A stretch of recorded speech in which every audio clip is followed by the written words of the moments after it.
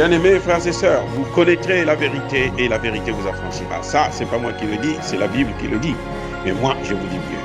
Vous connaîtrez la vérité historique, notamment celle de vos ancêtres kémites, et vous aurez une vision globale de ce que c'est que la vraie souveraineté politique. J'ajoute, vous reviendrez à la spiritualité africaine ancestrale et vous comprendrez les enjeux de l'indépendance économique.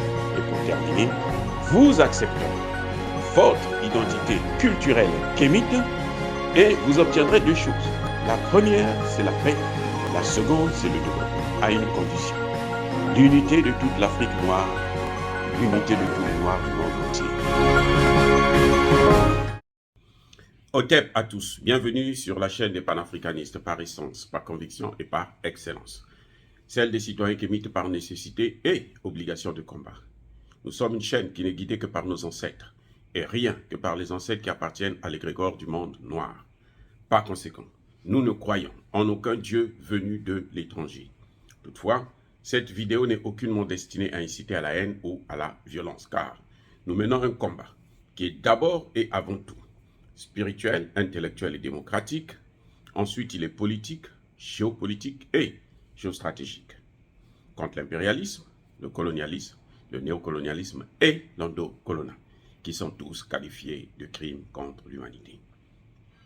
Nous menons ce combat sur la base du principe fondamental que nous avons hérité de nos ancêtres kémites, qui est celui de la Mahat, c'est-à-dire solidarité, vérité et justice. Vous êtes donc en droit de connaître la vérité et nous avons l'obligation de vous dire la vérité et rien que la vérité, afin que justice soit rendue au continent africain. Et ça, c'est notre modeste contribution dans cette noble lutte en faveur de la souveraineté, la dignité, la solidarité et l'unité africaine. Ça, c'est exactement ce que nous appelons le panafricanisme. Bien-aimés frères et sœurs, le Niger est au pied du mur. Les attaques terroristes n'arrêtent pas, ça continue. Les attaques terroristes n'arrêtent pas, ça continue. Au point où le Niger est obligé de faire comme le Burkina Faso, peut-être pas à la même hauteur, parce que lui mobilise 1000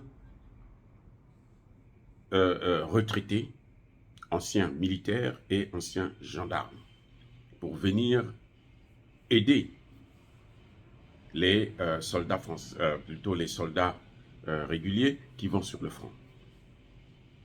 Eux, ils ne vont pas aller sur le front, d'après le gouvernement. Ils vont seulement s'occuper à sécuriser là où on est en train de développer des projets de développement. Donc des sites publics, des sites, des infrastructures, ainsi de suite. Mais ce sont les militaires eux-mêmes qui vont partir sur le terrain. 1000. Ma question c'est, que font ces troupes étrangères au Niger? Qu'est-ce qu'ils font? Ça, c'est ma question. Je ne sais pas si vous pouvez me répondre. Puisque Barkhane, les soldats français, ils sont là-bas, au moins 3000. Les soldats américains, ils sont aussi des milliers. Les soldats allemands, les soldats espagnols, ils ont occupé le ciel du Niger. Ils ont des satellites, ils ont des drones, ils ont tout pour observer, pour voir. Qu'est-ce qui les empêche maintenant de prouver au moins au Nigeria, plutôt au Niger, qu'ils sont capables de lutter contre le terrorisme? Qu'est-ce qui les empêche? Les terroristes là, ce n'est pas des troupes, hein, ce n'est pas des bataillons. C'est des petits groupes de 10, 20, 30 personnes qui viennent, qui tuent, pillent, brûlent les villages et tout, et puis s'en vont. Ils n'arrivent pas à le faire. Mais que font-ils au Niger? Tout le bruit que Emmanuel Macron est en train de faire autour de la présence de Barkhane, il ne veut pas quitter le Sahel. C'est pour ça. Moi, je vais vous dire pourquoi. Et j'espère que le gouvernement, M. Bazoum, comprendra. Pour une fois, j'espère qu'il comprendra. Ils ne peuvent pas combattre les terroristes parce qu'ils sont eux-mêmes des terroristes. Parce que les terroristes, là, ils sont là par rapport à eux. Ce sont eux qui les envoient en mission. C'est la présence des terroristes qui les permet de s'ingérer dans nos affaires, et notamment, le cas échéant, au Niger. C'est la présence des terroristes, c'est les actes terroristes qui permettent à ces gens de justifier leur présence sur le sol du Niger. Et tant que le Niger ne va pas les sortir de là, le Niger ne pourra pas combattre le terrorisme. Je répète, tant que le Niger ne va pas expulser tous ses soldats étrangers sur son sol, il ne pourra pas combattre le terrorisme. Parce que ces terroristes sont alimentés par eux. Ce sont eux qui donnent des informations aux terroristes pour que les terroristes puissent savoir les déplacements de l'armée du Niger et organisent les attaques. Voilà ce qui se passe dans la réalité.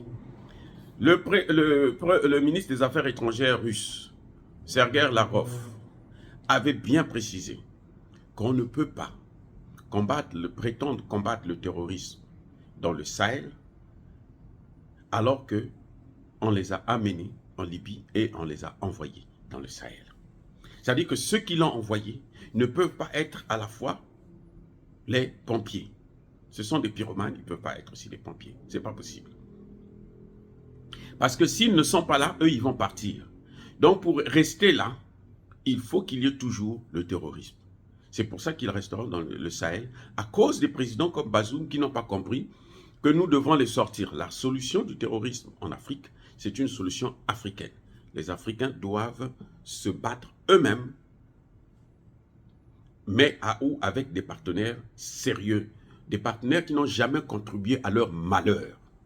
Or, ceux qui sont au Niger sont tous des anciens colons, ou ils sont toujours des colons, puisque c'est ce qu'ils sont en train de faire actuellement. Ils ont occupé le Niger, au point où l'ambassadeur, plutôt le secrétaire général de l'ONU, est venu dire au Niger que nous, la communauté internationale, doit armer le Niger. Donc, vous voyez, il ne faudrait même pas être surpris que dans quelques années, dans quelques mois, qu'il puisse y avoir une mission des Nations Unies au Niger.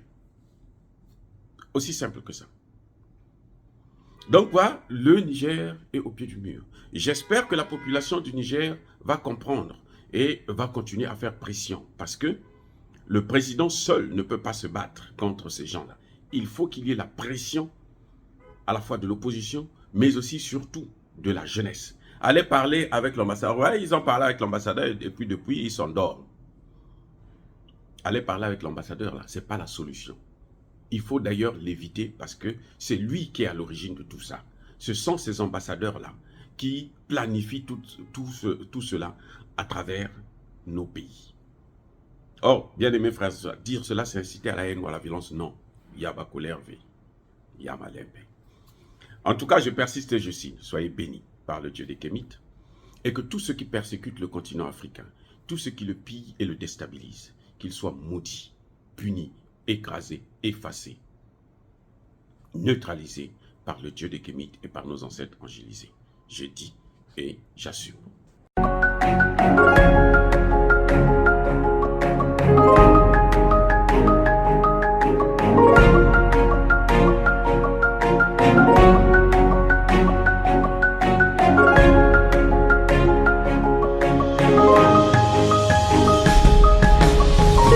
Eux, ils marchent par la foi et non par la vue.